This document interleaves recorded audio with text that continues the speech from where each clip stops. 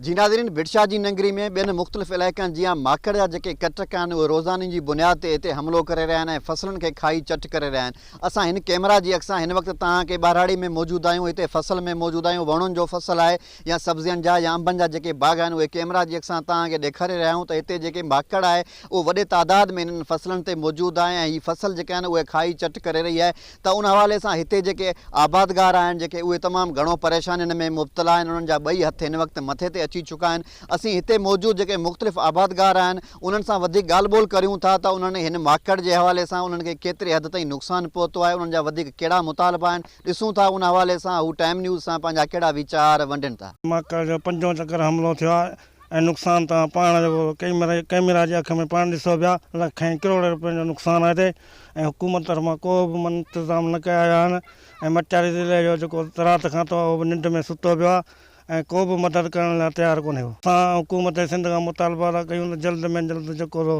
इन माकड़ ते कंट्रोल कयो वञे ऐं इन ते स्प्रे करायो वञे त हिन खां वधीक जेको सो नुक़सानु न थिए। टियों चौथों चक्कर हमिलो थियो आहे, अञा वोण हिकिड़े रकायासीं माकड़ खाई वरी उथलायासीं, ख़र्चु थियो ट्रैक्टरनि जा ख़र्च, ॿिजनि जा ख़र्च, ठलाऊं जेके गवर्नमेंट दवाऊं कयूं वधीक दवाऊं कयूं जहाज था अचनि हीअं थो थिए किथे न, उहो गवर्नमेंट असीं ॾिसूं ई कोन था।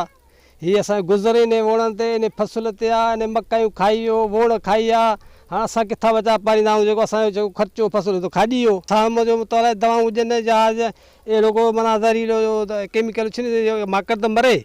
उन खां पोइ भिटशा में जेके दवाऊं सभु 4-5 नंबर दवाऊं पियल आहिनि। तमामु खाई जेको मकड़नि चट करे छॾियो आहे मुल्क खे, हारी आबादगार जेके हूंदे तबाह थी विया आहिनि। को बि हुकूमत हिन शइ जो तदारुक न कयो आहे, ठला ऐलान रहिजी विया आहिनि।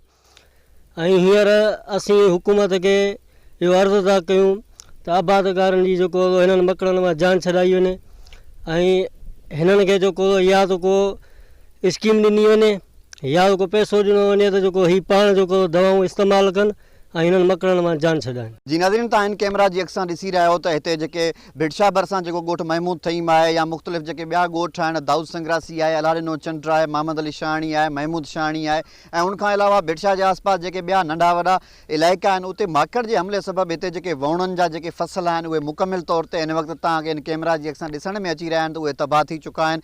जॾहिं त ॿिए पासे अंबनि जे बाग़नि या मुख़्तलिफ़ जेके सब्ज़ियुनि या जेके ॿिया जेके फ़सल आहिनि उन्हनि खे बि तमामु घणो नुक़सानु पहुतो आहे। हिते आबादगारनि जा जेके आहिनि ॿई हथ मथे ते अची चुका आहिनि। हितां जे आबादगारनि जो इहो मुतालबो आहे त फौरी तौर ते हुकूमत नोटिस वठे ऐं माकड़ जे ख़ात्मे जे हवाले सां स्प्रे कराए आबादगारनि खे वधीक परेशानियुनि खां बचायो वञे।